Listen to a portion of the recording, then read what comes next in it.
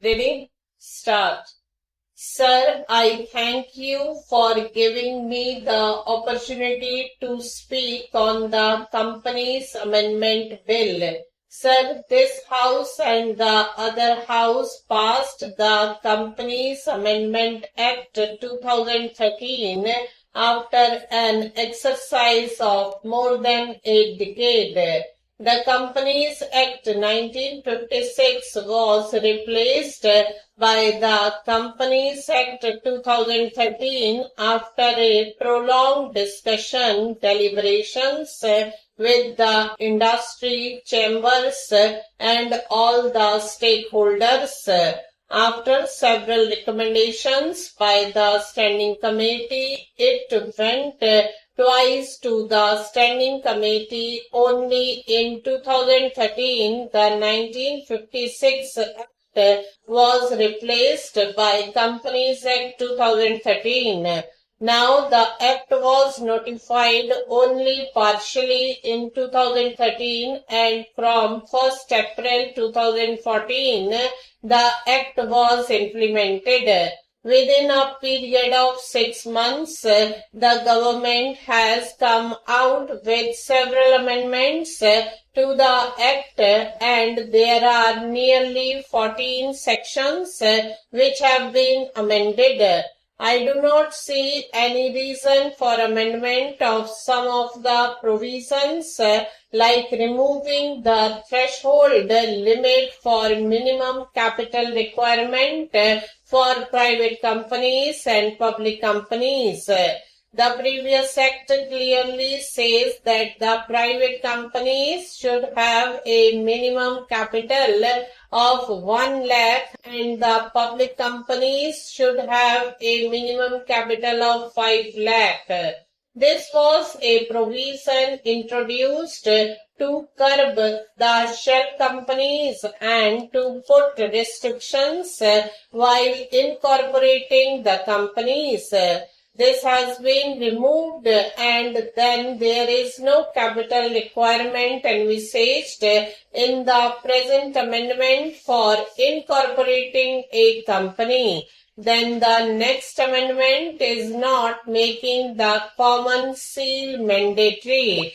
The common seal is a seal which authenticates all documents of a company and that is the seal which is required to be authenticated and that has been made optional. I do not see any reason for this change. Then I welcome that Section 76A has been added to protect the depositors and to make the offence a cognizable offence under Section 447. We have to protect the depositors. Of course, the original section, which is a Section 76, has the provision to protect them, but now more transparency has been brought in. I welcome it. As far as Section 188 is concerned, where an agreement to be filed in certain cases, special resolution was necessary, which was very important. That has been removed. If these provisions can be passed with an ordinary resolution, I feel that this amendment is not necessary. Sir, an important amendment has been brought into Section 143 of the Companies Act. The present Act before amendment has made it mandatory for the auditors to report all frauds to the central government.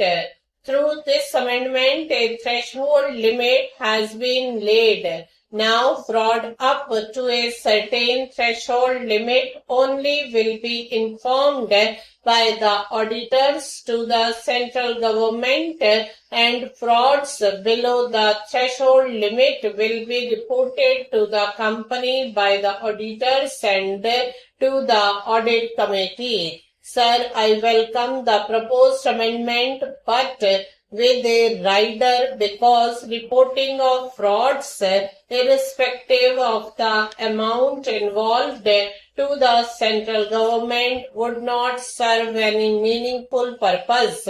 However, some aspects need to be looked into. 1. Reporting of frauds where key management personnel are involved is by very nature a serious thing and therefore should be reported to the central government irrespective of the amount involved.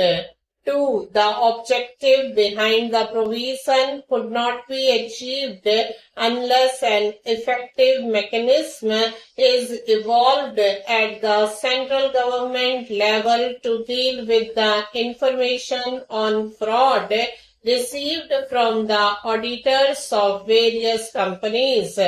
What is happening now and even earlier is this. As far as audit reports and CAG comments are concerned, the central government or the concerned ministry has to go through it and file their comments and lay them before both the houses. But I can say this from my experience that the central government is not looking into the various comments of the CAG and the auditors. By bringing this reporting provision, you should strengthen the mechanism to go through fraud and take action within the central government. The proposed amendment should also require to disclose details of frauds reported to the government that are more serious in the board's report. The board report should also contain whatever the auditor reported. Sir, the entire responsibility of detecting fraud has been given to the auditors. Auditing of a company is not a fraud detecting job. Now in this bill, the entire responsibility of detecting the fraud or the major responsibility of detecting the fraud has been put on the auditors. The company management should also have this responsibility and they must be liable to improve their internal control system. Stop.